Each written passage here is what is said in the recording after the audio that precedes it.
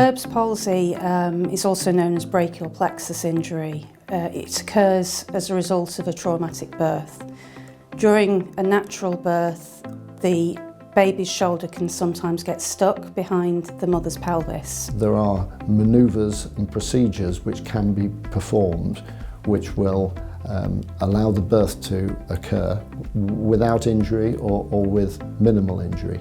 But it's very important that there should be an immediate reaction and an appropriate reaction. Palsy simply means weakness, and what happens is when an infant is being born, sometimes they may suffer a nerve injury. Erb's palsy comes about as a consequence of an injury to the brachial plexus, which is a bundle of nerves in the shoulder. Typically, an infant will suffer problems such as loss of feeling or partial or complete paralysis, and a lot of the injuries do vary in severity, which in turn influence the treatment decisions and options available to the infant. It usually occurs because the traction that has been used has been very forceful. It isn't always negligent, and in every case you have to look at exactly what happened during the birth, whether the right manoeuvres were used and how much force was used. Shoulder dystocia, the complication of the shoulder becoming stuck,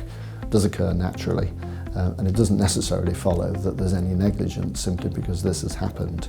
But it is important that the practitioner, the obstetrician, responds quickly, appropriately and promptly to what is a medical emergency. It isn't a common claim type, and I think that's partly because people don't realise that it's something that you can potentially claim for. It may be that during the birth excessive force or the incorrect tools have been used, or perhaps sometimes there may have been a failure to refer the mother for a caesarean section, which would have prevented the risk of developing an Erb's palsy injury. Erb's palsy claims are thankfully quite rare, but they can involve really very serious injuries. Bringing an Erb's palsy claim can have a significant impact on an individual's life, not only in the present but also in the future. I would certainly say that if you have concerns regarding the circumstances of the birth and that you feel that the birth may have been mishandled or excessive traction was used, then it would be worthwhile approaching us so that we can at least look into matters and obtain answers for you.